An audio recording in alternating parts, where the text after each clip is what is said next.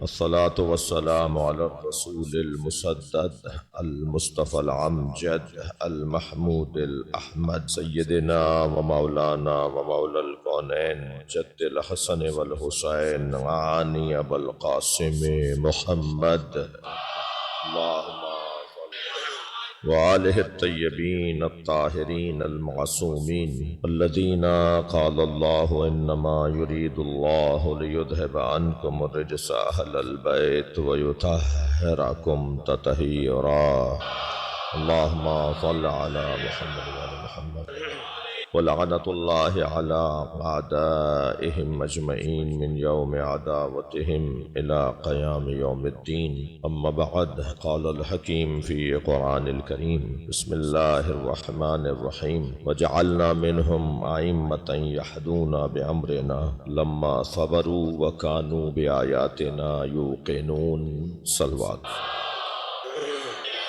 جن مرحومین کے نام لیے گئے ان تمام مرحومین کی مغفرت کے لیے ایک مرتبہ پھر بلندتر صلوات اللہم صل علی ایک اور بہتر صلوات اللہم صل علی محمد تھوڑا تھوڑا سا آگے آنے کا کیا زحمت فرمائی جاب صاحب اندر تشریف لے آئی ایک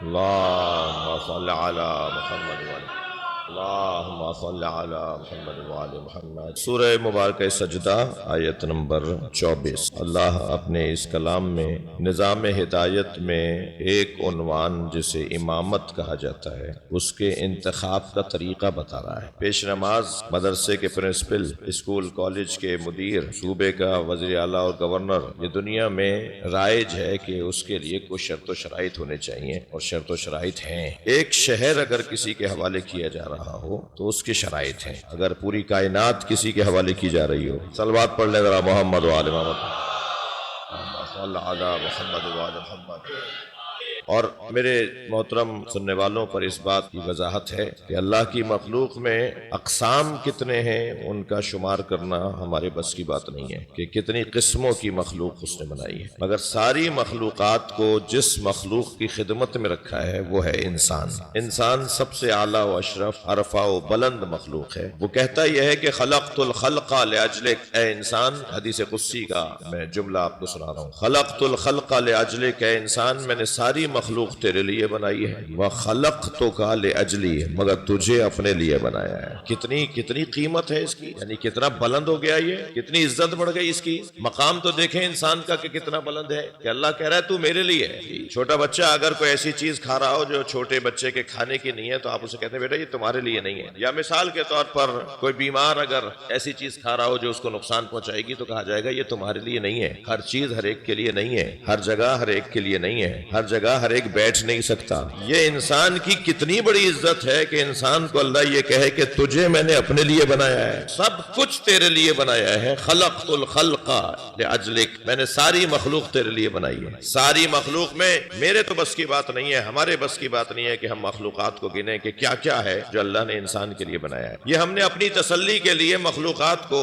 ان چند عنوانوں میں تقسیم کر دیا کہ جماعتات ہیں نباتات ہیں حیوانات ہیں ہم نے یہ تقسیم کر لیا کہ پتھر ہیں پودے ہیں حیوان ہیں پتھروں میں پھر حیوانات میں پھر ہم نے کہا جی سب سے اعلیٰ مخلوق جو ہے وہ انسان ہے مگر اتنا طے ہے کہ جہاں ہماری عاجزی کا اظہار ہو رہا ہے وہ سب کچھ اللہ نے انسان کے لیے خلق کیا اور انسان کو جس چاؤ سے اردو میں مجلس پڑھ رہا ہوں جس چاؤ سے اس نے بنایا ہے جس شغف سے شوق سے جس رغبت سے بنایا ہے اور بنانے کے بعد اپنے آپ کو مبارکباد دی ہے تبارک اللہ احسن الخالقین اللہ کو مبارک ہو کو بہترین مخلوق کا بنانے والا ہو گیا خود اپنے آپ کو مبارکباد دے رہا ہے اگر پانی سے بھری بالٹی ایک ہاتھ سے نہ اٹھ رہی ہو تو ہم آواز دے کر کہتے ہیں دونوں ہاتھوں سے اٹھاؤ یعنی پوری طاقت سے اٹھاؤ اللہ کہہ رہا ہے اس انسان کو میں نے اپنے دونوں ہاتھوں سے بنایا ہے یا ابلیس ما منعک ان تسجد لما خلقت بیدی اے ابلیس اسے سجدہ کرنے سے تجھے کس نے روکا تھا جسے میں نے اپنے دونوں ہاتھوں سے بنایا ہے یہ دونوں ہاتھوں سے بنانے میں جو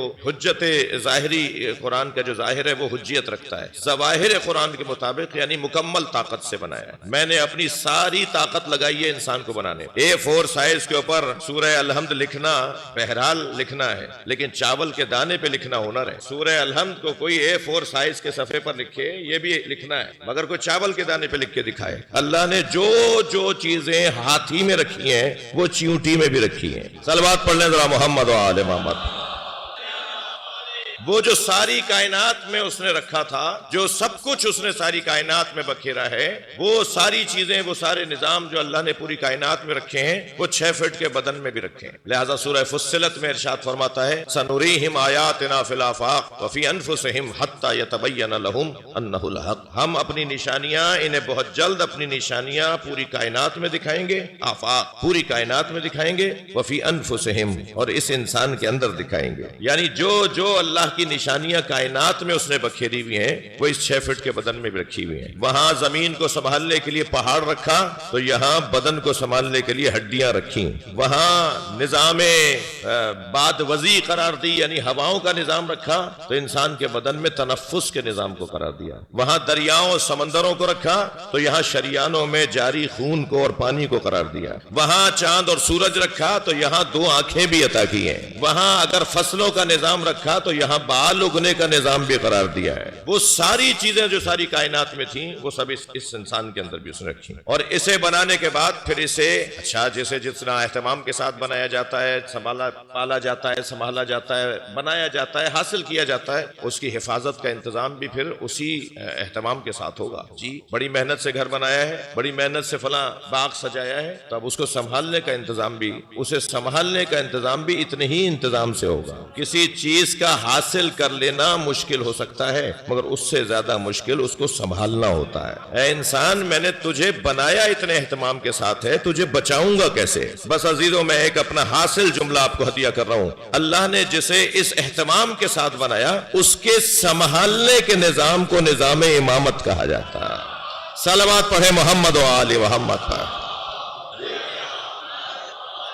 لہذا اب وہ جو نظام اس نے امامت کے عنوان سے قرار دیا اسے اعلیٰ ترین آخری درجہ ہادیوں اور ہدایت پہنچانے والوں کی میں سب سے زیادہ کوالٹی اور معیار جب بن جائے اور زیادہ معیاری جب ہادی سامنے آئے تو اسے امام کہا جاتا ہے. امام یعنی معیارات میں توجہ چاہوں گا، معیارات میں اور صلاحیتوں میں جب ہادی بھرپور اپنا مظاہرہ کرے تو وہ ہادی امام کہلاتا. لہذا نبوت بھی ہے، رسالت بھی ہے، مگر ابراہیم امام جب بنیں گے جب اپنی صلاحیتوں کا اظہار کریں گے. یہ حضرت ابراہیم کے لیے جو قرآن پکار کے کہہ رہا ہے وَإِذِ ابْتَلَىٰ إِبْرَاهِيمَ رَبُّهُ بِكَلِمَاتٍ، ابراہیم کو اللہ نے، ان کے رب نے آزمایا امتحانات کے ذریعے سے، کچھ کلمات کے ذریعے سے. فَأَتَمَّهُنَّ، اور وہ کامیاب ہوئے. کامیابی 100% ہوئے. 100 میں سے 100 نمبر نہیں ہے، 33 نمبر والے نہیں ہیں، 100 میں سے 100 نمبر لیے حضرت. فَأَتَمَّهُنَّ کا لفظ بول رہا ہے، یہ لفظ بتا رہا ہے کہ 100 میں سے 100 نمبر لیے حضرت ابراہیم نے. اور جب 100 میں سے 100 نمبر لے لیے تو پھر اللہ نے کہا انی جاعلک للناس اماما. اے ابراہیم اب تمہیں ہم لوگوں کا امام بنا رہے ہیں. لوگوں کا امام بنا رہے ہیں، مسلمانوں کا امام نہیں بنا رہے ہیں. پیغام ہے بھائی، یہ آیات ہیں، یہ میرے الفاظ نہیں ہے کہ کل ٹھیک کر لوں گا. یہ ایسے ٹھیک ہیں کہ جو ان پہ شک کرے اس پہ شک ہونا چاہیے. صلوات پڑھ لیں ذرا محمد و آل محمد. اندر باہر جتنے احباب بیٹھے ہیں اس سے بہتر اور بلند صلوات. اللہم صل علی محمد و آل محمد. لوگوں کے لیے امام. انی جاعلک للناس اماما، انی جاعل فی الارض خلیفہ. میں زمین پر آدم تمہیں خلیفہ بنا رہا ہوں. تو زمین پہ صرف مسلمان رہتے ہیں کیا؟ زمین پہ تو سب رہتے ہیں. مولا علی فرما رہے ہیں لو سنیت لی. اب دیکھیں نظام ہدایت، ہدایت کا نظام سب کے لیے بنایا جا رہا ہے. جو قبول کرے گا وہ مسلمان کہلاتا ہے، جو اس نظام کو قبول کرے گا وہ مسلمان کہلائے گا، ورنہ وہ نظام مسلمان کے لیے نہیں بنایا گیا ہے. دسترخوان سب کے لیے بچھا ہوا ہے، استفادہ وہی کرے گا، جو استفادہ کرے گا وہ مسلمان کہلائے گا. للناس ہے، انی جاعل فی الارض خلیفہ ہے. میرا مضمون اس وقت یہ نہیں ہے لیکن دل کر رہا ہے یہ جملہ کہہ دوں. ہر کتاب کا ایک مضمون ہوتا ہے، قرآن بھی کتاب ہے. هو الذی انزل علیک الکتاب. قرآن جب کتاب ہے تو اس کا مضمون کیا ہے؟ کس موضوع پر لکھی گئی کتاب؟ قرآن انسان کے موضوع پر لکھی گئی کتاب. قرآن کا اصلی موضوع انسان ہے. اب انسانوں میں جو اور بہتر انسان اور اچھا انسان اور اچھا انسان، جسے پھر علامہ اقبال کہتے ہیں یہ شہادت گہے الفت میں قدم رکھنا ہے. لوگ آسان سمجھتے ہیں مسلمان ہونا، یہ تو اور مشکلات بڑھانے والی بات ہے۔ یہ انسان ضرور تھا، اب اور اچھا انسان ہو گیا، تبھی مسلمان کہلاتا ہے۔ لہذا یہاں ایک اور سلوات، اللہ نے جو اپنا نظام قرار دیا ہے، جو اپنا اس نے کہہ لی سسٹم بنایا ہے، وہ سب کے لیے بنایا ہے، اور جو اللہ کی طرف سے بھیجے گئے لوگ ہوتے ہیں، جو اللہ کے جانب سے مقرر لوگ ہوتے ہیں، ان کا مزاج بھی وہی ہوتا ہے جو الہی مزاج، وہ بھی سوچا بھی نہیں جا سکتا کہ وہ تفریق کریں انسانوں کے اندر۔ لہذا مولا علی جب بولیں گے تو فرمائیں گے لو سنیت لی الوسادہ، اگر میرے لیے مسند قضاوت کو بچھا دیا جائے، لفتحت اہل تورات بتوراتہم، تو میں تورات والوں کے فیصلے تورات کے مطابق کروں گا، اہل انجیل بے انجیلہم، اور انجیل والوں کے فیصلے انجیل کے مطابق کروں گا، زبور والوں کے فیصلے زبور کے مطابق کروں گا، قرآن والوں کے فیصلے قرآن کے مطابق کروں گا، اور تورات، زبور، انجیل اور قرآن پکار کے کہیں گے جو فیصلہ علی کا ہے وہی ہمارا ہے۔ مولا نے یہ نہیں فرمایا کہ میں یہودیوں کے فیصلے نہیں کروں گا، میں عیسائیوں کے فیصلے نہیں کروں گا، تورات، زبور، انجیل تو منسوخ ہو گئے، قرآن آ گیا ہے، اب میں قرآن کی بات کروں گا اور کتابوں کو میں ان سے بات نہیں کروں گا۔ لیکن نہیں، علی سب کو جینے کا موقع دے رہے ہیں، دوسرے مذاہب اور مکاتب اور ادیان کا بھی خیال کر رہے ہیں، علی دوسروں کو بھی رستہ دے رہے ہیں، اور پھر قابلیت بھی علی کی یہاں بیان ہو رہی ہے، تو وسعت قلبی بھی علی کی بیان ہو رہی ہے۔ علی قابل ہیں، تمام آسمانی کتابوں کے عالم ہیں، یہ بھی بیان ہو رہا ہے، تو یہ بھی بیان ہو رہا ہے کہ علی مولا کا دروازہ سب کے لیے کھلا رہتا تھا۔ اب وہ جو انسانوں کے لیے امام بنانے کا اعلان کر رہا ہے، اس اللہ نے امام کے شرائط کو بیان کیا ہے۔ امام ہر ایک کو نہیں بناتا، وہ ہر ایک کو امام نہیں بناتا۔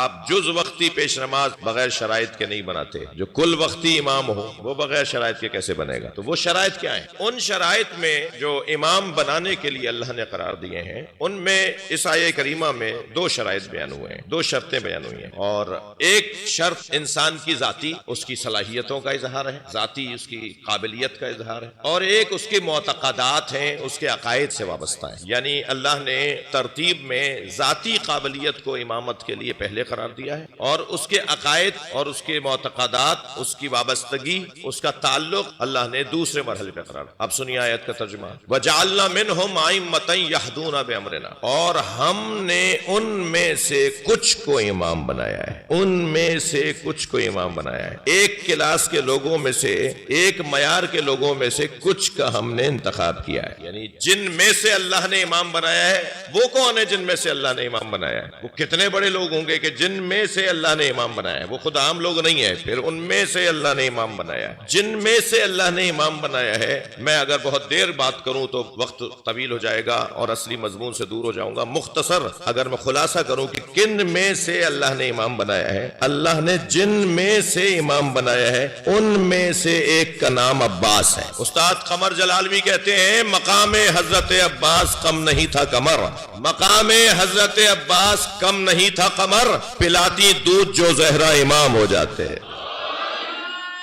جن میں سے اللہ، جن معیار کے لوگوں میں سے اللہ امام بناتا ہے، ان معیاری لوگوں میں ایک نام حضرت ابو الفضل عباس۔ اب ان میں سے جنہیں امام بنا رہا ہے، ان کے اندر کیا صفات ہونی چاہیے؟ لما صبروا، سب سے پہلی صفت وہ صابر ہیں۔ صبر ذاتی صلاحیت کو کہا جاتا ہے۔ میں بچوں اور جوانوں سے زیادہ بات کر رہا ہوں، بزرگوں سے دعا چاہیے۔ صبر نہ رونے کو نہیں کہتے، روتا نہیں ہے صابر ہے، یہ تو ہو سکتا ہے جلاد ہو، جو روتا نہیں ہے ہو سکتا ہے جلاد، اس لیے کہ رونے کا تعلق اور نہ رونے کا تعلق صبر کے ساتھ نہیں ہے۔ وہ تو زیادہ بڑا انسان ہے جس کو آنسو جلدی آتے ہیں، جو جتنا بڑا انسان ہوگا اس کا اتنا ہی دل نرم ہوگا، اور جس کا جتنا زیادہ دل نرم ہوگا اتنا ہی اس کی آنکھوں میں آنسو جلدی آئیں گے۔ چھوڑ دیجئے ان لوگوں کو جو آپ کے رونے پہ تبصرے کرتے ہیں، روتے ہوئے عزاداروں کو چٹکیاں بھرتے ہیں، طرح طرح کے کلپس آ رہے ہیں ان لوگوں کے، آتے ہیں ایام عزا میں پچھلے سالوں سے کہ صاحب ایسے روتے ہیں، یہ ویسے روتے ہیں، اور رونے کے لیے نہیں، اور یہ رونے والے لوگ اور پیٹنے والے لوگ، بولنے دیجئے انہیں، بولنے دیجئے۔ جو آج رونے والوں پر منفی تبصرہ کرتے ہیں نا، میں ممبر پر بیٹھ کر یقین سے کہہ سکتا ہوں احادیث کی روشنی میں کہ کل قیامت میں وہی روئیں گے۔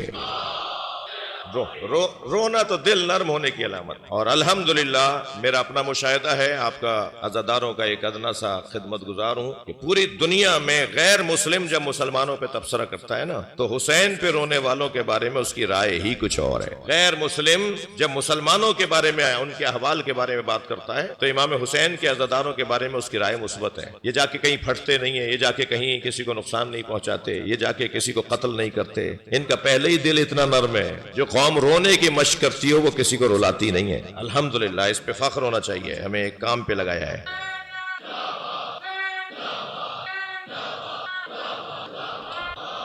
صبر صبر لما صبر ہو. صبر ایک قابلیت، ذاتی قابلیت کو کہتے ہیں. ہمت، حوصلہ، بردباری، تحمل مزاجی، میدان میں ڈٹنا، حالات کا مقابلہ کرنا، مسائل سے نکلنے کی کوشش کرنا، حالات اور پریشانیوں میں اور مشکلات اور آلام میں رستے بنانا، یہ صبر کے ساتھ جڑی ہوئی چیزیں. ہمت والے لوگ صابر، برداشت والے لوگ صابر، اپنے ہدف سے جڑے رہنے والے لوگ صابر، اپنے مقصد پر بھروسہ کرنے والے لوگ صابر. صبر کرنے والا یعنی کل کے انتظار میں رہنے والا. صبر کرنے والا جو کل کا انتظار کرتا ہو، اور جو صبر نہیں کرتا وہ آج ہی نتیجہ چاہتا ہے، اور جو آج ہی نتیجہ چاہتا ہے وہ زیادہ تر خطا کا شکار ہے. وہ زیادہ تر خطا کا شکار ہے جو آج چاہتا ہے کہ مجھے نتیجہ مل جائے، لیکن جو کہتا ہے کہ نتیجہ مجھے کل ملنا چاہیے وہ صابر ہے. اور کل کی تلاش میں رہنے والا انسان آج اچھا گزارتا ہے. دنیا کے ممالک چل ہی کل کی بنیاد پہ رہے ہیں. میں نے اور آپ نے نماز ابھی کل کی بنیاد پہ پڑھی ہے. اس وقت ہم مجلس میں بیٹھے بھی اس لیے ہے کہ ہمارا کل اچھا ہو جائے. ہم اپنے بچوں سے کہتے ہیں پڑھ لو تمہارا کل اچھا ہو جائے. ہر شخص کل کی تلاش میں ہے، اور صابر صبر کر کے بتاتا ہے کہ کل میرا ہے. صلوات پڑھ لے ذرا محمد و آل محمد پر. اللہم صل علی محمد و آل محمد. سب سے پہلا عنوان صبر ہے. امام اسے اللہ بناتا ہے جو صابر ہو. صابر. صلح امام حسن، یہ صبر امام حسن پر ایک دلیل. خبردار، صلح امام حسن میں امام حسن کے علاوہ کسی کا کوئی کارنامہ نہیں ہے. اس لیے کہ سرکار دو جہاں نے بھی جو بتایا کہ میرے بعد کیا کیا ہوگا، اس میں ایک حدیث ہے کتب اہل سنت کے اندر. وہ حدیث ہے بخاری شریف میں، وہ حدیث ہماری کتب اہل تشریح میں بھی وہ حدیث موجود. حضرت فرماتے ہیں لعل اللہ ان یصلح بہی، میرے اس بچے کے ذریعے اللہ امت میں اصلاح کرے گا. خالی پرچہ لکھ کے بھیج دیا تھا مہر لگا کے، جو آپ لکھ دیں گے میں مان لوں گا. تو اصلی کارنامہ تو ان کا ہے جنہوں نے خالی پرچہ لکھ کے بھیجا تھا. جو آپ لکھ دیں گے میں مان لوں گا. میرے مولا کو اگر پہلے سے پتا ہو، یا آپ کو اپنی معاملات میں ہمیں پہلے سے پتا ہو کہ لکھ دیتے ہیں مگر ہونا کچھ بھی نہیں ہے، کر لیتے ہیں مگر ہونا کچھ بھی نہیں ہے، تو ایک پرچہ کیا 10 پرچے لکھ دیجئے جب آپ کو پہلے سے پتا ہے کہ ہونا کچھ بھی نہیں ہے. یہاں سرکار دو جہاں اگر چاہتے تو فرما دیتے ہیں لعل اللہ ان یصلح بہما، اللہ میری امت میں ان دونوں کے ذریعے سے اصلاح کرے گا. یہ نہیں کہا ہے نبی نے ان یصلح بہی، میرے حسن کے ذریعے سے میری امت کی اصلاح ہوگی. اور ہوا جب وہ گیا شرائط نامہ جس کے اندر لکھا تھا کہ سنت پر عمل ہوگا، جس میں لکھا تھا کہ عراق، شام، یمن یہاں کے لوگوں کو امن فراہم کیا جائے گا، جس میں لکھا ہوا تھا کہ علی کے چاہنے والوں کے ساتھ ظلم اور زیادتی بند کی جائے گی، جس میں لکھا ہوا تھا کہ مدینے میں موجود مسلمانوں کے حقوق کو منقطع نہیں کیا جائے گا، جس میں لکھا ہوا تھا کہ اگر یہ دنیا سے چلے جائیں تو ان کے بعد امور مسلمین امام حسن کے حوالے ہوں گے، اور امام حسن نہ ہو تو حسین کے حوالے ہوں گے. یہ سارے شرائط لکھے ہوئے تھے اور پہلے ہی مرحلے پہ اسے پھاڑ دیا گیا. جب وہیں پھاڑا تو ایک وزیر صاحب تشریف فرما تھے، انہوں نے کہا کہ کیا کیا تم نے؟ کہا مجھے ماننا نہیں تھا تو یہ لکھوایا کیوں تھا؟ کہا لکھوایا اس لیے تھا کہ ذرا فوجیں واپس چلی جائیں. اسی مرحلے میں 10 دن تک مذاکرات ہوتے رہے، 1 ہفتے تک مذاکرات ہوتے رہے، دستے واپس جا رہے ہیں اپنے بڑے، صلح ہو رہی ہے، معاملات ختم ہو گئے، اب جنگ ہونی نہیں ہے. میں تو یہ چاہتا تھا کہ اسی طرح یہ معاملہ ٹھنڈا پڑ جائے، اور مجھے ماننا کب کہ اگر یہی کام کرنا تھا تو 2 4 5 10 دن کے بعد کر لیتے یہ کام جو تمہیں پھاڑنا ہی تھا وہ کاغذ. کیونکہ اس طرح سے تو تمہاری بات یہ پھیل جائے گی کہ تم نے کہا پہلے ہی کہہ دیا کہ میں نہیں مانوں گا. اور ایسا ہی ہوا. بھائی علامہ اقبال کا جو عقیدہ ہے نا صلح امام حسن پر، وہی ہمارا عقیدہ ہے. اب وہ میں سنا رہا ہوں آپ کو. صلوات پڑھیں محمد و آل محمد. علامہ اقبال کہتے ہیں ہاں یکے شمع شبستان حرم، سیدہ کے بچوں میں سے ایک بچہ وہ ہے جو حرم الہی کی شمع ہے، جس کی وجہ سے اللہ کا گھر روشن ہے. ہاں یکے شمع شبستان حرم، حافظ جمیعت خیر الامم، جس نے خیر امت کو، بہترین امت کو مرنے سے بچایا. لہذا ظہور احمد فیضی اہل سنت عالم دین لکھتے ہیں کہ یہ صلح نہیں تھی، بیعت تو تھی ہی نہیں. غلط بات، بالکل غلط بات. بیعت نہیں تھی. بیعت ہوتی، توجہ دلیل دے دوں کہ بیعت نہیں تھی. بڑے جھوم کے کہتے ہیں کہ بیعت کر لی تھی امام حسن نے. ان کو جواب دے رہا ہوں، امام حسن نے بیعت نہیں کی تھی. اگر امام حسن نے بیعت کر لی ہوتی، دیکھیں یہ ممبر عقائد کے دفاع کا ممبر بھی ہے، اس ممبر سے یہ عقائد بیان ہوں گے اور بیان ہوتے رہیں گے، آپ کو بھی سننا پڑے گا. صلوات پڑھیں ذرا محمد و آل محمد. جی وہ فرماتے ہیں کہ ظہور احمد فیضی کہتے ہیں کہ یہ صلح نہیں تھی، ہدنہ تھا، جنگ کو مؤخر کرنا تھا۔ اب نہیں بعد میں دیکھتے ہیں، بس اب نہیں بعد میں دیکھیں گے۔ اس پر بھی امام نے 6 شرطیں لگائیں جن میں سے ایک بھی نہیں مانی گئی۔ صلح لیکن یہ جنگ کو مؤخر کرنا تھا۔ امام نے بیعت نہیں کی تھی، دلیل دے رہا ہوں۔ اگر امام نے بیعت کی ہوتی تو جب امام حسین نے فرمایا نا مثلی لا یبایع مثلا، مجھ جیسا اس جیسے کی بیعت نہیں کر سکتا، اگر امام نے بیعت کی ہوتی تو امام حسین کے اس فرمانے پر کہ مجھ جیسا اس جیسی کی بیعت نہیں کر سکتا، کوئی تو کھڑے ہو کر کہتا کہ آپ کے بھائی نے کر لی تھی۔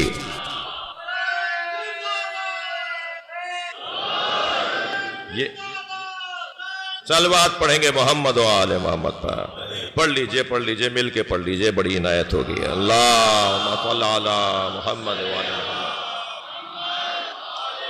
توجہ چاہوں گا، یہ جو امام کا فرمان ہے نا مثلی لا یبایع مثلا، امام حسین کا فرمان، مجھ جیسا اس جیسے کی بیعت نہیں کر سکتا، ہمارے ذہن میں آتا ہے آئندہ کی بات کر رہے ہیں امام، کہ آئندہ مجھ جیسا اس جیسے کی بیعت نہیں کرے، یعنی آج کے بعد کوئی نہیں کرے گا۔ نہیں، یہ ماضی کی بھی تو بات کر رہے ہیں، کلی جملہ ہے نا، مجھ جیسا اس جیسے کی بیعت نہیں کرے گا۔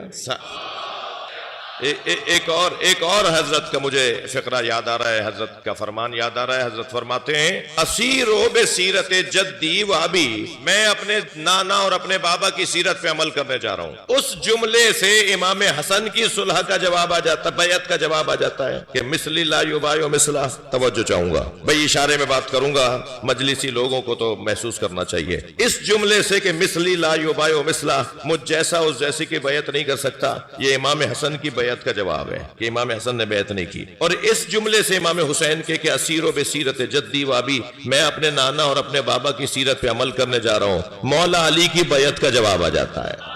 مولا علی نے بھی صلوات پڑھ لے محمد و آل محمد پر، اللہم صل علی محمد و آل محمد۔ اور صلح بھی اس انداز سے کہ ہدنہ مؤخر کیا جنگ۔ اب علامہ اقبال کے 4 مصرے سنیے، فرماتے ہیں یک شمع شبستان حرم، ان بچوں میں سے ایک بچہ سیدہ کے فضائل پڑھتے ہوئے انہوں نے یہ کلام لکھا ہے۔ علامہ اقبال کی جو پوری نظم ہے جناب زہرا کی عظمت پر فارسی میں، اس میں سیدہ کو بیان کرتے ہوئے پھر ان کے بچوں کا تذکرہ ہے۔ مادریان مرکز پرکار عشق، مادریان کاروان سالار عشق، یہ فرماتے ہوئے کہتے ہیں یک شمع شبستان حرم، ان میں سے ایک بچہ سیدہ کا وہ ہے جو حرم الہی کی شمع ہے۔ یک شمع شبستان حرم، حافظ جمعیت خیر الامم، جس نے بہترین امت کو مرنے سے بچایا، وہ سیدہ کا ایک بچہ ہے۔ اب دوسرے مصرے سنیے جس میں صلح کے بارے میں وہ وضاحت کر رہے ہیں۔ فرماتے ہیں تانشیند آتش پیکاروں کی، کسی طرح جنگ مؤخر ہو جائے، کسی طرح خون گرنا بند ہو جائے، کسی طرح خون ریزی رک جائے، تانشیند آتش پیکاروں کی، پشت حفاظت برسر تاج و نگی، حسن مجتبی نے خون گرنے سے روکا تھا اور تخت و تاج کو لات مارا تھا۔ تم لے لو مگر لوگوں کو نہ مارو، بس یہ ہدف تھا، مقصد تھا صلح امام حسن کا۔ حضرت آدم فرماتے ہیں کہ جب مجھے اللہ نے خلق کیا تو اللہ نے کچھ نام میرے سامنے رکھے، ان میں علی خیرت اللہ والحسن صفوت اللہ والحسین امین اللہ لکھا ہوا۔ حضرت آدم نے جو امام حسن کا لقب پڑھا ہے نا حدیث میں، وہ صفوت اللہ، منتخب الہیہ، جسے اللہ نے منتخب کیا ہے، جس کا انتخاب اللہ نے کیا ہے۔ لما صبروا، امام حسن کی زندگی اور آپ کی سیرت طیبہ بہت ہی روشن ہے۔ نبی مکرم سے آپ کا تعلق سبط اکبر کا تعلق ہے، بڑے بیٹے کا تعلق، بڑا بیٹا کہہ کے نبی یاد کرتے رہے امام حسن کو۔ جب بھی تعارف کرواتے تھے تو کہتے تھے یہ میرا بڑا بیٹا ہے۔ بڑا بیٹا، اولاد والے بیٹھے ہیں، بڑا بیٹا ہوتا ہے۔ عظمت امام حسن کا کیا یہ باب کم ہے کہ نام تو ہے ہی حسن؟ حسین تو چھوٹے حسن کو کہا جاتا ہے، حسین نام نہیں ہے، میں جو کہہ رہا ہوں وہی سمجھا جائے، نام تو حسن ہے۔ ہم کہتے ہیں چھوٹا حسن اردو میں، بڑا حسن، اور عربی میں کہتے ہیں حسن اور حسین۔ چھوٹے حسن کو حسین کہتے ہیں، مصغر ہے نا، علیحدہ سے نام نہیں ہے، لہٰذا یہ دونوں بھائی ایسے دونوں ہیں کہ اللہ نے نام ہی ایک کر دیا حسنین۔ یہ ہیں دو بھائی مگر ایک نام ہے. دو بھائی تو پھر دو بھائی نہیں ہے، دو نہیں ہے، دو بھائی دو نہیں ہے. ان کا جلوہ دوہرا دکھائی دے رہا ہے اور دو جگہ دکھائی دے رہا ہے، مگر حقیقت میں یہ ایک ہی ہیں، حسن اور چھوٹا حسن. کتنی ہی سنتیں ہیں جو بچوں سے متعلق ہمارے یہاں رائج ہیں. وہ سنت کیسے بنی؟ وہ امام حسن کی وجہ سے بنی. عقیقہ ہے، بال تراشنا ہے، جی ولیمہ کھلانا ہے بچے کے ہونے پر، کھانا کھلانا ہے، خاص طور پہ وہ چاندی صدقہ دینا ہے. یہ سب امام حسن کی وجہ سے سنتیں بنی ہیں. پوری دنیا کا مسلمان ان سنتوں پہ عمل کرتا ہے اس لیے کہ نبی نے امام حسن کے لیے سب کچھ کیا. اب وہ سنت بن جائے گا. اور کیا وجود ہے علمی، کیا وجود ہے بہادری کا. آپ کی توجہات بھرپور ہیں. اللہ نے ان دونوں شہزادوں کو، ان دونوں ہستیوں کو بڑا مقام دیا ہے. سرکار نے کوئی لمحہ نہیں چھوڑا جس میں ان کا تعارف نہ کروایا ہو. جس شان سے تعارف کروایا ہے اس کا بیان بھی بہت مختلف ہے. ایک کو ایک شانے پر بٹھاتے ہیں، دوسرے کو دوسرے شانے پہ بٹھاتے ہیں. جب گھر سے باہر لے کے چلتے ہیں تو فرماتے ہیں نانا ہماری بھی سواری ہے مگر اور بچوں کی سواریوں کی تو باغیں بھی ہیں. تو آپ نے اپنے دونوں بالوں کو، اپنے سر کے بالوں کو دو حصوں میں تقسیم کیا، زلفیں بنائیں، دو حصوں میں بال تقسیم کیے. ایک طرف کے بال امام حسن کے ہاتھ میں دے دیے، ایک طرف کی زلفیں امام حسین کے ہاتھ میں دے دی. پھر فرمایا بابا نانا جو سواریاں اور بچوں کی ہیں وہ تو آوازیں بھی نکال رہی ہیں، ان کی تو آوازیں بھی نکل رہی ہیں. تو نبی نے رف رف کی آواز نکالی جیسے سواریاں آوازیں نکال رہی ہیں. وما ينطق عن الهوى ان هو الا وحی یوحی ہے. یہ بولتے نہیں ہیں مگر بولتے ہیں تو وحی کے مطابق بولتے ہیں. یعنی گویا اللہ کہہ رہا ہے جو حسن کے ہے، جو حسین کے ہے، وہ کرتے رہو گویا میں کہہ رہا ہوں. بہت بڑا مقام ہے. اور پھر ایک نامور شخصیت نے آواز دے کر کہا، امام حسن اور امام حسین کا آواز دے کر کے، نعم الراکب نعم المرکوب، کتنی اچھی سواری ہے. تو سرکار نے انہیں دیکھ کے فرمایا یہ بولو کتنے اچھے سوار ہیں. یعنی آپ چاہتے ہیں کہ جب بھی میرا تذکرہ ہو میرے بچوں کا ذکر ضرور ہو. اگر کوئی میری تعریف کرے تو ساتھ میں میرے علی کے اور میری فاطمہ اور میرے حسن و حسین کی تعریف ضرور کرے. سرکار کو اپنی تعریف پسند ہی تب آتی ہے جب پنجتن کی تعریف کے ساتھ ہو. جو پہلے بیت اللہم صل علی محمد وعلی محمد، فرمایا ہما امامان قاما و قادا، یہ دونوں میرے بچے، یہ دونوں میرے بچے، یہ دونوں میرے فرزند امام ہیں، دونوں امام ہیں. میں ایک بات کی وضاحت بار بار کرتا ہوں، یہاں بھی کر دیتا ہوں. میں کوئی ایسی روایت آپ کو نہیں سناؤں گا جو سنی شیعہ کے نزدیک نہ ہو، یعنی دونوں کے ہاں کتابوں میں نہ پائی جاتی ہو. کیونکہ مجلس میں مسلمان غیر مسلم بھی، ہم تو جس انداز سے مجلسیں کر رہے ہیں اور ہم نے امام بارگاہ بنائے تو اس میں اسی لیے تاکہ غیر مسلم بھی آنا چاہے تو ہماری طرف سے کوئی پابندی نہیں ہے. سنی تو ویسے ہی ہماری جان ہے، سنی ہماری جان ہے. ہمارے فقہا کا حکم ہے کہ سنیوں کو جان بولو، اپنی ان سے قریب ہو، ان کے ساتھ پیار کرو، ان سے محبت کرو. تو کوئی ایسی بات نہیں ہوگی کہ جو یہ حدیث بھی سنی شیعہ کتابوں میں لکھی ہے، ہما امامان قاما او قادا.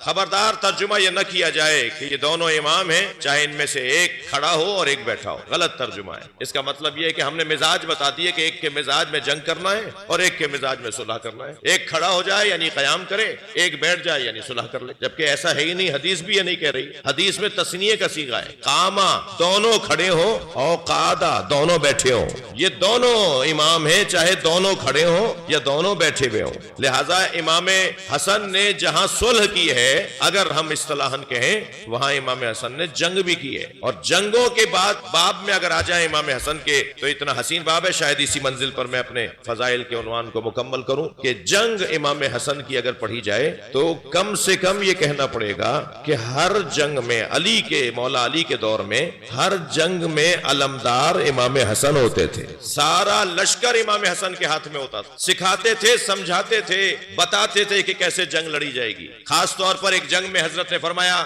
محمد حنفیہ کو بلایا جائے. بیٹے کو بلا کے کہا جاؤ جا کے اس اونٹنی کے گھٹنے کاٹ کے آ جاؤ تاکہ ہودج گرے، تاکہ جنگ ٹھنڈی پڑے. اور جب میدان میں جاؤ تو ان تین باتوں کو اپنے ذہن میں رکھنا. سب سے پہلا اصول، اور اب میں اپنے طرف سے کہہ رہا ہوں کہ یہ جو تین اصول مولا علی نے بیان فرمائے یہ ہر میدان کے ہیں، صرف میدان جنگ کے نہیں ہیں. لہذا بچے جوان اسے اپنی زندگی کا دستور بنا لیں، ہر شخص اسے اپنی زندگی کا دستور بنا لے جو مولا علی نے بتایا. فرماتے ہیں تین باتوں کا خیال رکھنا میدان میں جاتے ہوئے. محمد حنفی اپنے بیٹے کو بھیج رہے ہیں. سب سے پہلا اصول یہ کہ قد قدمیک تذول الجبال ولا تذل، اپنے پیروں کو زمین میں ایسے گاڑ لینا کہ پہاڑ تمہارے سامنے سے ہٹ جائیں مگر تم نہ ہٹنے پاؤ. مقابلہ، استقامت، میدان میں ڈٹنا، بھاگنا نہیں ہے. طے کر کے جاؤ کہ واپس آنا ہی نہیں ہے جب تک ہدف پورا نہ ہو جائے، جب تک مقصد پورا نہ کر لوں، جب تک جس کام پہ جا رہا ہوں وہ میں کام حاصل نہ کر لوں، اس وقت تک مجھے میدان چھوڑ کے نہیں آنا. آنا. فرماتے ہیں دوسرا اصول انظر الی اقصی القوم، اپنی نگاہوں کو آخری دستے پہ رکھنا، آخری دستے کو دیکھ کر آگے بڑھنا.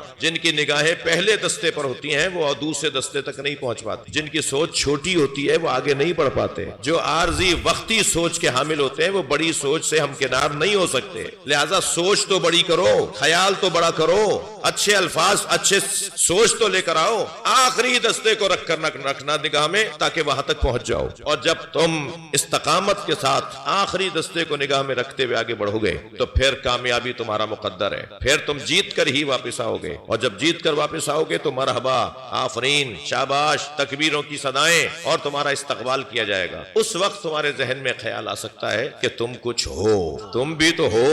مولا نے فوراً فرمایا اب تیسرا اصول اپنے ذہن میں بٹھا لینا، وَاعْلَمُوا أَنَّ النَّصْرَ مِنَ اللَّهِ، جان لو کہ کامیابی اللہ نے دی ہے، تم نے کچھ نہیں کیا. یہ تین محمد حنفیہ روانہ ہوئے میدان میں، جا رہے تھے تیزی سے گھوڑا دوڑاتے ہوئے کہ تیروں کی بارش ہونے لگی دشمن کی طرف سے. گھوڑے کی رفتار کند ہوئی، سست ہوئی، دشمن نے تیر اور بڑھا دیے، گھوڑا اور کمزور پڑا، دشمن نے تیر اور بڑھا دیے. گھوڑا الٹے پیر، انہوں نے گھوڑے کو پیچھے کیا، الٹے پیر ہونے لگے تو پیچھے سے کسی نے ہاتھ رکھا حضرت محمد حنفیہ کی. مڑ کے دیکھا تو امام حسن کھڑے. فرمایا بھائی یہ ڈھال مجھے دو، یہ تلوار مجھے دو. اور ان سے تلوار اور ڈھال لی اور میدان میں چلے گئے. بلا تشبیہ برق کی مانند. توجہ چاہوں گا بھائی، میں آپ امام حسن کی جنگ تو نہیں پڑھ رہا لیکن پڑھ بھی سکتا ہوں کہ امام حسن بلا تشبیہ برق کی مانند میمنے میں جاتے تھے، پھر میسرے میں آتے تھے، پھر قلب لشکر میں آتے تھے، پھر لشکر کے اختتام پہ جاتے تھے، پھر آغاز میں آ جاتے تھے. اور جب امام حسن نے اپنی شجاعت کا جوہر دکھایا تو جو نئے نئے سپاہی آئے ہوئے تھے نا لشکر میں، وہ یہ دیکھنا چاہتے تھے کہ علی کیسے لڑتے ہیں. آپس میں کہنے لگے جیسے یہ لڑ رہا ہے علی بھی ایسے ہی لڑتے ہیں. تو اپنے گھوڑوں کی پشتوں پہ کھڑے ہو کر امام حسن کو دیکھنے لگے کہ تلوار کا وار کیسے ہوتا ہے، یہ داؤ کیسے چلاتے ہیں، یہ پیچ کیسے لگاتے ہیں، یہ کیسے ایک وقت میں 4 آدمیوں کا مقابلہ کرتے ہیں، یہ چاروں سمت سے آنے والوں کو ایک وقت میں کیسے نمٹا دیتے ہیں. یہ سیکھنے والے بھی تھے کہیں اور مگر سیکھنا بھی چاہ رہے تھے. تو کچھ لوگ گھوڑے کی پشتوں پر کھڑے ہو کر امام حسن کی جنگ کو دیکھ رہے تھے، اور امام اس برق رفتاری سے میدان کے اندر اپنا کام دکھا رہے تھے، اپنے کام کو اور اپنے شجاعت کا مظاہرہ کر رہے تھے کہ کبھی کبھی امام انہیں نظر بھی نہیں آتے تھے. اب تاریخ کا ایک حسین جملہ ہے جو میں آپ کے حوالے کر رہا ہوں. یہ کیسے ڈھونڈے کہ حسن کہاں ہے؟ جہاں لشکر کو مزمحل ہوتا دیکھتے تھے سمجھتے تھے وہاں حسن ہے. صلوات پڑھ لیں محمد و آل محمد. اور اسی کیفیت میں امام پہنچے اونٹنی کے قریب اور آپ نے اس کا گھٹنا کاٹا، وہ گری، ہودج گری اور جنگ ٹھنڈی پڑ گئی. واپس جو آئے تو مرحبا مرحبا آفرین کی آوازوں میں امام حسن کا استقبال ہوا.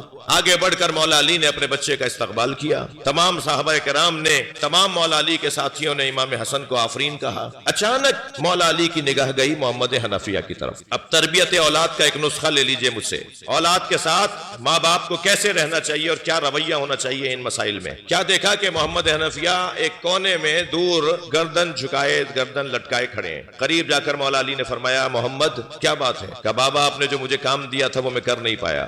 آپ نے مجھے کہا تھا جاؤ، میں نہیں جا سکا، میں نہیں کر پایا. تو مولا علی نے شفقت سے، محبت سے ان کی پشت پہ ہاتھ مارا، اور ہاتھ مارتے ہوئے پیار بھرا ہاتھ مارا، اور ہاتھ مارتے ہوئے فرمایا انت ابنی وہو ابن رسول اللہ، تم میرے بیٹے ہو، وہ رسول اللہ کا بیٹا ہے.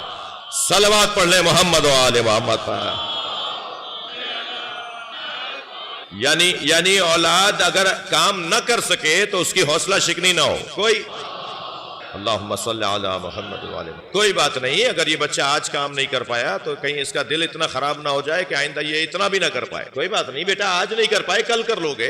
اور تم اس سے اپنا مقایسہ کیوں کر رہے ہو؟ تمہارا اس کا تو کوئی جوڑ ہی نہیں ہے. تم میرے بیٹے ہو. خود مولا علی کا بیٹا ہونا کم سعادت ہے کیا؟ مگر حوصلہ دے کے کہہ رہے تم میرے بیٹے ہو، وہ رسول اللہ کا بیٹا ہے. اس لیے حسن کا مقام تم سے زیادہ بلند ہے. وہ مولا امام حسن جنہوں نے یہ جنگ بھی کی اور پھر امت کے بقا کی خاطر صلح بھی. اس کی مظلومیت انفرادی ہے.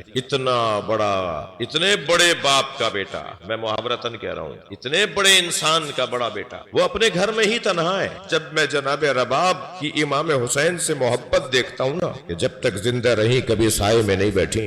امام حسین کو دھوپ میں دیکھ کر آئی تھی تو جب تک زندہ رہی کبھی سائے میں نہیں بیٹھی. کہہ کر آئی تھی اے میرے والی، میرے سر پہ چادر نہیں ہے، آپ کے بدن پہ کپڑا نہیں ہے، یا آپ کی زوجہ آپ کے لیے کچھ نہیں کر پا رہی، مگر اتنا تو کر سکتی ہے نا کہ آپ کی یاد میں کبھی سائے میں نہیں بیٹھے گی. اجرکم اللہ. ابو حمزہ صومالی جن کی دعائیں ابو حمزہ آپ ماہ رمضان میں پڑھتے ہیں، وہ واقعہ کربلا کے بعد امام حسن امام سجاد کی خدمت میں آئے. امام سجاد کی خدمت میں آئے واقعہ کربلا کے بعد. کنیز نے صحن خانہ سے گزار کر ابو حمزہ کو امام سجاد کے حجرے میں پہنچایا. وہ کہتے ہیں جب میں آ رہا تھا تو میں نے دیکھا ایک برقع پہنے بی بی دھوپ میں بیٹھی ہے. کہتے ہیں بہت دیر میں نے حضرت سے سوالات کیے، بہت دیر حضرت سے استفادہ کیا. جب میں واپس جانے لگا تو کنیز نے مجھے صحن سے گزارا، مگر میں نے کیا دیکھا کہ دھوپ ڈھل گئی ہے تو بی بی وہاں سے اٹھ کر وہاں جا بیٹھی جہاں دھوپ ہے. تو کہتے ہیں میں کھڑا ہو گیا تو امام سجاد کی آواز آئی ابو حمزہ کیوں رکے ہو؟ تو میں نے ہاتھ جوڑ کر کہا مولا شاید آپ نے کسی غلطی پر اپنی کنیز کو سزا دی ہے، مولا میری وجہ سے اسے معاف کر دیجئے، مدینے کی گرمی بڑی شدید ہے. امام کی آنکھوں میں آنسو آ گئے. فرمایا ابو حمزہ میری ماں رباب ہے، میرے بابا سے وعدہ کر کے آئی تھی، یہ بابا کی یاد میں دھوپ میں بیٹھتی ہیں. جب چلے گئے نا ابو حمزہ تو امام سجاد، اچھا یہ سب بچوں کو پتا ہے، بڑوں کو تو زیادہ پتا ہے کہ جناب رباب سے امام سجاد نہیں آئے ہیں دنیا میں، وہ جناب شہربانوں کے بیٹے ہیں. جناب رباب تو جناب علی اصغر کی مادر گرامی ہے، مگر بابا کی زوجہ ہے، ماں کا درجہ رکھتی ہے. تو ایسے برابر میں آ کے بیٹھی، ایسے برابر میں آ کے بیٹھے امام سجاد جیسے بچے ماں کے ساتھ بیٹھتے ہیں. اور فرمانے لگے اماں اب تو غیر بھی کہتے ہیں کہ سائے میں آ جائیے. تو جناب رباب نے کانپتی ہوئی آواز میں کہا زین العابدین حرملہ مارا گیا. اجرکم اللہ. میں جب جناب اور امام حسین فرماتے ہیں مجھے وہ گھر اچھے لگتے ہیں جن گھروں میں رباب اور سکینہ نامی عورتیں ہوتی ہیں، اس لیے کہ جناب سکینہ نے اور جناب رباب نے جو امام حسین کے ہدف اور امام حسین کے تحریک میں اپنا حصہ ڈالا ہے، خواتین میں جناب زینب کے بعد وہ بہت بڑا مقام ہے. میں جب یہ فضائل جناب رباب کے دیکھتا ہوں نا کہ امام حسین سے کتنی سچی تھیں، امام سے کتنی وفادار تھیں، تو پھر ایک مرتبہ امام حسن یاد آتے ہیں. امام حسین کی زوجہ تو شوہر کی خاطر دھوپ میں بیٹھے اور امام حسن کی زوجہ خود اپنے ہاتھ سے زہر کھلائے. دونوں بھائیوں میں کتنا فرق ہے، دونوں کی گھر کے اندر کتنا فرق ہے. میرے بھائیوں نے روشنیاں بند کر دی، شاید اچھا کیا ہے، اس لیے کہ امام حسن کی قبر پہ چراغ نہیں ہے. اور کربلا میں حسین کے مزار پر دیکھیں مہنگے مہنگے فانوس لگے ہوئے ہیں، سونے چاندی کے دروازے لگے ہوئے ہیں، جی مہنگے مہنگے قالین بچھے ہوئے ہیں.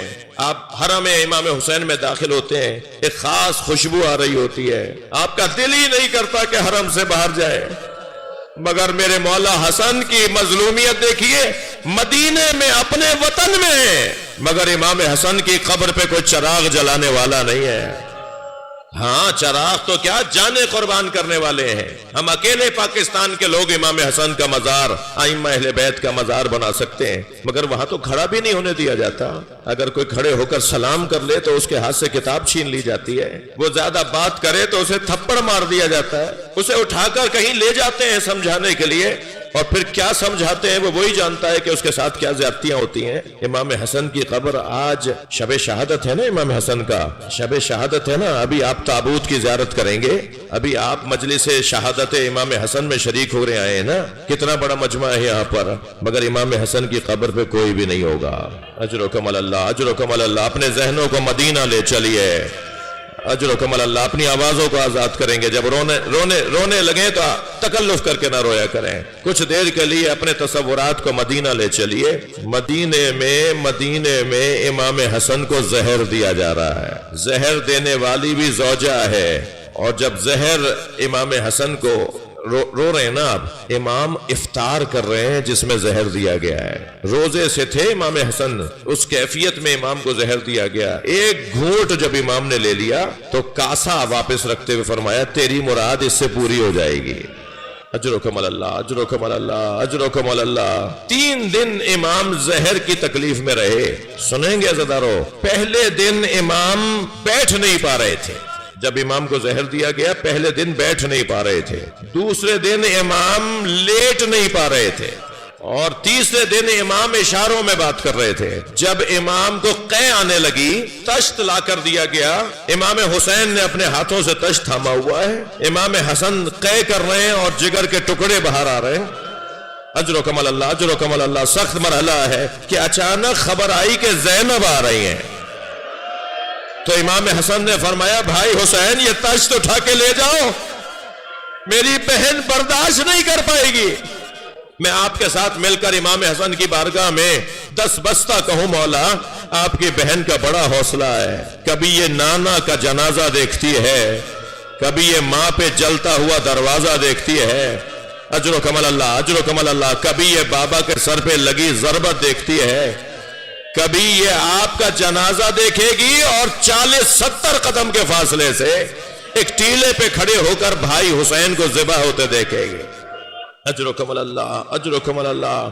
گریہ ہو گیا، مجلس ہو گئی ہے، ایک منزل اور لے لیجئے۔ ہر ایک کی ذمہ داری علیحدہ علیحدہ ہے۔ جناب زینب کی ذمہ داری کیا کیا ہے وہ رلا ڈالتی ہے، جناب زینب کو کیا کیا کرنا ہے۔ جناب زہرا کی جب شہادت ہونے لگی نا، مولا علی کو بلا کے علیحدہ وصیتیں فرمائی، امام حسن کو بلا کے علیحدہ، امام حسین کو بلا کے علیحدہ، اور پھر فرمایا مولا علی سے اب زینب کو میرے حجرے میں بھیج دیں۔ جب جناب زینب آئی حجرے میں تو فرمایا زینب کتنے سال کی ہیں بی بی؟ تاریخ کہتی ہے 3 سال کی ہیں۔ 4 سال سے کم کی عمر ہے جناب زینب کی جب جناب زہرا کی شہادت ہو رہی ہے۔ کتنی بڑی عمر کی بچی ہوتی ہے، کچھ دیر کے لیے سوچ لیجئے۔ اتنی کم سن بچی سے میری بی بی زہرا نے فرمایا زینب یہ سامنے صندوقچہ رکھا ہے اٹھا کے لاؤ۔ بی بی بستر شہادت پر ہیں، جناب زہرا صندوقچہ کھولا، فرمایا اس میں کیا نظر آ رہا ہے؟ کہا اماں اس میں کفن رکھے ہوئے ہیں۔ کہا زینب زینب زینب جب تمہارے نانا میرے بابا کی رحلت ہونے لگی تو جنت سے جبریل 5 کفن اور 5 حنوت لے کر آئے تھے۔ یہ پنجتن کے 5 کفن اور حنوت جنت سے آئے ہیں۔ ایک کفن تمہارے نانا کو تمہارے بابا نے دے دیا،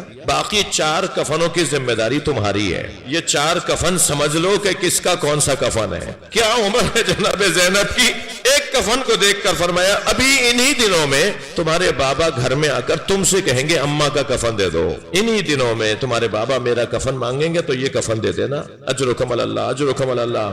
دوسرا کفن دیکھ کے فرمایا زینب کچھ مدت کے بعد تمہارا بھائی حسن تم سے آ کے کہے گا بہن زینب بابا علی کا کفن دے دو، تو یہ تمہارے بابا علی کا کفن ہے۔ ایک اور کفن دیکھ کر فرمایا بیٹا کچھ مدت کے بعد تمہارا بھائی حسین آ کے تم سے کہے گا کہ بھائی حسن کا کفن دے دو، تو یہ تمہارے بھائی حسن کا کفن ہے۔ اب ترتیب میں آخری کفن رہ گیا ہے نا، جب جناب زینب نے کہا نا اماں یہ کفن رہ گیا، تو جناب زہرا نے اسے دیکھا اور رونا شروع کیا اور روتے ہوئے فرمایا یہ بھی حسن کا کفن ہے۔ فرمایا اماں وہ پہلے والا بھی بھائی حسن کا تھا؟ کہا ہاں زینب یہ دوسرا بھی حسن کا ہے۔ تو کم سن تھی نا، فوراً فرمایا بھائی حسین کا کہاں ہے؟ فرمایا حسین کا کفن جنت سے نہیں آیا، یہ 2 کفن حسن کے آئے ہیں۔ اجر و کمل اللہ، اجر و کمل اللہ۔ کبھی سنا آپ نے آپ کے کسی عزیز کا جنازہ دفنانے کو لے گئے ہو اور بغیر دفنائے واپس لے آئے ہو اور جنازے سے خون نکل رہا ہو؟ اس لیے کہ جنازے پہ اتنے تیر لگ چکے ہیں۔ اجر و کمل اللہ، اجر و کمل اللہ۔ مجلس ہو گئی ہے، بس آخری جملے سن لیجئے۔ آپ رو رہے ہیں نا، رونے کی رات ہے، پرسے کی رات ہے۔ ائمہ اہل بیت نے حکم دیا ہے کہ ہمارے مصائب میں جو بلند آواز سے روتا ہے اس کے لیے ائمہ اہل بیت کی خاص دعائیں ہیں۔ پنجتن کے 5 جنازوں کا حال سنا دوں آپ کو اور اسی پہ مجلس مکمل ہو جائے۔ نبی کے جنازے میں 11 افراد ہیں۔ آج شب رحلت مصطفیٰ سرکار بھی ہے، آج نبی مکرم کی رحلت کی رات بھی ہے۔ نبی کے جنازے میں 11 افراد ہیں۔ جی ہمارا کوئی اگر شہر کا معتبر انسان مر جائے تو سارا شہر بند ہو جاتا ہے۔ یہ کائنات کا معتبر ترین شخصیت، سب سے پہلی شخصیت، جنازہ اٹھایا جا رہا ہے مگر کوئی نہیں ہے شریک۔ 11 یا بعض نے 13 لکھے۔ نبی کے جنازے میں اعتراض کرنے لگے، اہل بیت نے ہمارا انتظار نہیں کیا۔ سب سے زیادہ اعتراض مولا علی پر ہوا کہ علی نے ہمارا انتظار نہیں کیا۔ مولا نے خطبہ دیا، مولا نے فرمایا میں کسی کا پابند نہیں تھا، میں اہل بیت ہوں، دفنانے کی ذمہ داری اہل بیت پر ہوتی ہے، دفنانے کی ذمہ داری اولاد پر ہوتی ہے، کفن دفن کا انتظام گھر والوں پر واجب ہوتا ہے، یہ میرا کام تھا، میں کسی کا انتظار کروں، میں محتاج نہیں تھا، میں پابند نہیں تھا۔ اعتراض ہوا کہ علی نے ہمارا انتظار نہیں کیا۔ اس گھر میں رونے والوں اس گھر میں 75 یا 95 دن بعد جناب زہرا کا جنازہ ہے۔ سنیں گے 6 آدمی ہیں جناب زہرا کے جنازہ میں، رات کی تاریکی میں اٹھایا جا رہا ہے سیدہ کا جنازہ۔ اجر و کمال اللہ حق ہے ایسے ہی بلند آواز سے رونا۔ سیدہ کو رات کی تاریکی میں 6 لوگوں نے دفنا دیا۔ پھر امت کو اعتراض ہوا کہ اہل بیت نے ہمیں اپنے گھر کے جنازے میں نہیں بلایا۔ مولا علی نے جناب زہرا کا جنازہ رات کی تاریکی میں دفنا دیا۔ اس گھر میں تیسرا جنازہ مولا علی کا ہے۔ سنیں گے اہل سنت کے مطابق 2 لوگ ہیں جنازے میں، اتنے بھی نہیں ہیں جو چاروں سمتوں سے اٹھا لیں۔ علی کے جنازے میں 2 لوگ ہیں، آگے سے خود جنازہ اٹھ رہا ہے، پیچھے سے حسنین جنازہ اٹھا رہے ہیں، خود بخود مڑتا ہے تو حسنین مڑ جاتے ہیں۔ مولا علی کے جنازے میں 2 لوگ ہیں۔ یہ سوال ہے نا تاریخ سے، یہ تاریخ سے سوال ہے کہ کیا ہوا یہ اہل بیت کے ساتھ۔ مولا علی کے جنازے میں 2 لوگ ہیں۔ بڑا اعتراض تھا، بڑا شوق تھا، بار بار مطالبہ تھا کہ اہل بیت ہمیں جنازوں میں نہیں بلاتے۔ پہلا جنازہ تھا جو امت کے کاندھوں پہ دیا، پنجتن کا پہلا جنازہ تھا جو امت کے کاندھوں پہ دیا، وہ امام حسن کا جنازہ۔